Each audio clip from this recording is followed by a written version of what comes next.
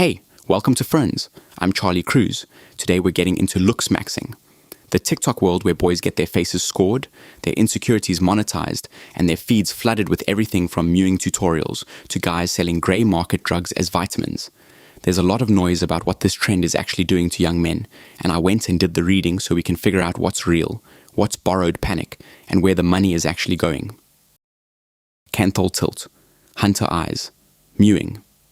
If those words mean nothing to you, congratulations. You have not been served the male beauty pipeline yet. But if you have a teenage brother, or you are a teenage brother, you already know. There is an entire vocabulary now for scoring a boy's face like it's a used car. Jaw angle, chin projection, the tilt of your eyes, and the story everyone is passing around goes like this. TikTok's algorithm is doing to boys what it did to girls. Pushing surgery, pushing steroids, feeding insecurity into vulnerable young men and quietly funneling them toward incel forums. It's a scary story. It's a sticky story. It borrows real horror from a real past. And I did the reading, because I want to know which parts hold up and which parts are just a moral panic wearing a lab coat. So here's what's actually being sold, and it's two things at once, pointing in opposite directions. Story number one is the alarm. Journalists, academics, watchdog groups. The frame is, boys are the new girls of algorithmic body image harm. TikTok normalizes surgery, steroids, extreme self-modification, and rabbit holes lonely kids into incel culture.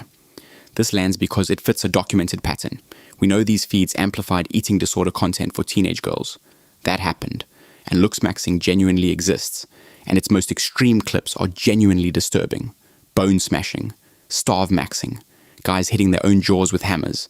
That goes viral, that gets written up, and outlets get engagement, advocacy orgs get policy leverage.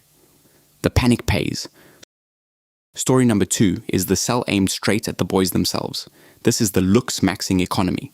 Coaches, supplement affiliates, jaw device sellers, some cosmetic clinics, and the mechanism is genuinely clever and genuinely gross.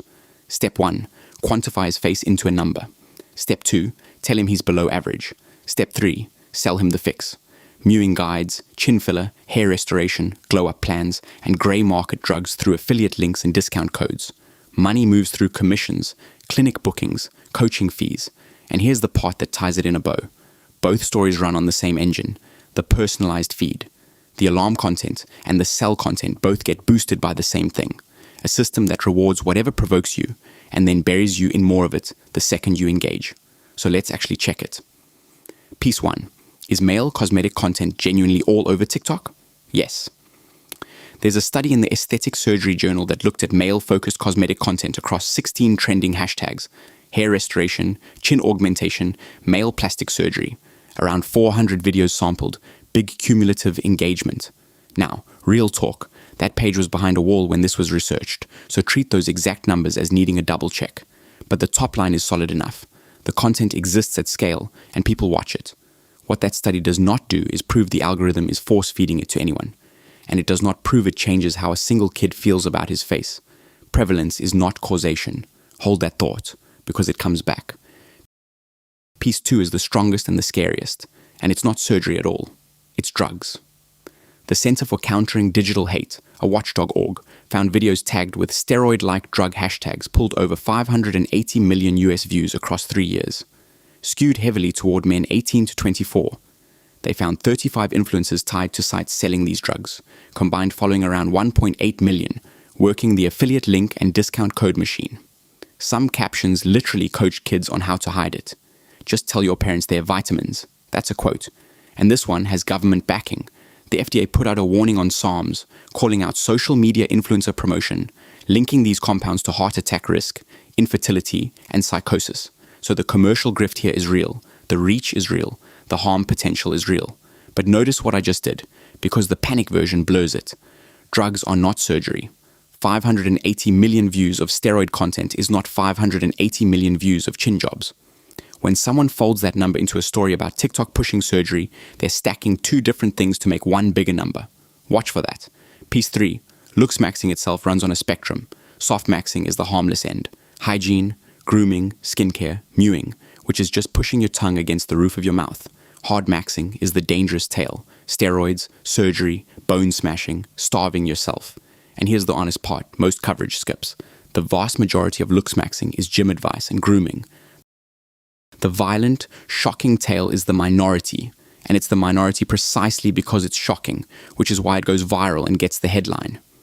The main piece pushing the incel angle is a researcher's opinion essay, fact-checked by the outlet, and it's genuinely good at describing the subculture. But it makes a causal claim it does not prove, that Looksmaxxing turns young men into incels. That's a rhetorical leap, not a measured finding. Piece 4. The rabbit hole to incel idea. There is real research that a recommendation system can surface incel-related videos within about 5 hops from a neutral start. Real study. On YouTube, not TikTok. The mechanism is plausible and partly documented, but the specific TikTok to incel funnel is asserted here, borrowed from a different platform, not measured on this one. So don't let anyone quote you a TikTok hop count. It doesn't exist in this evidence. And piece 5 is the one that breaks the clean narrative in half. Plastic surgeons say TikTok often does the opposite of promote them. A survey of 107 Instagram active surgeons found 68% said they'd been shadow banned. 85% saw visibility drop. They describe before and after posts getting flagged as disordered eating or as sexual content, getting locked to 18 plus, which kills your reach. So the platform is hosting a mountain of this content and suppressing the actual doctors at the same time. Now caveat, that survey is self-selected. The surgeons who felt censored are the ones who answered, and shadow banning has no fixed definition. People in every industry claim it, but it muddies the clean line that TikTok simply promotes surgery. So where does that leave us? The content is real and the reach is real. Male appearance modification stuff lives on TikTok at massive scale, and there is a real, monetized grift underneath it. The steroid economy is the most solid, most alarming part, and it's got an FDA warning behind it.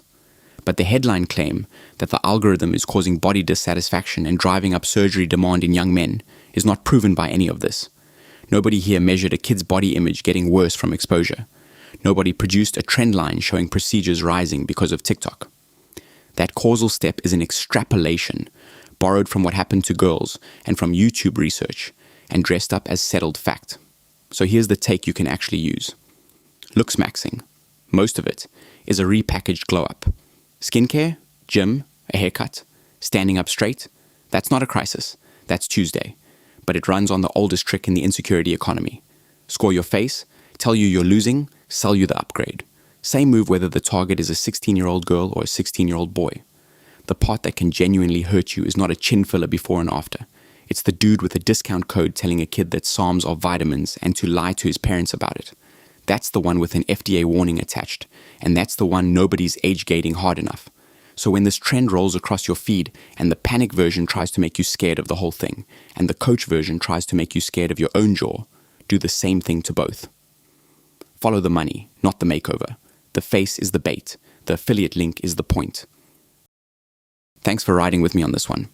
I'm Charlie Cruz. This is Friends, the show that follows the money so you don't have to follow the makeover. See you next time. Grab news. Thomas.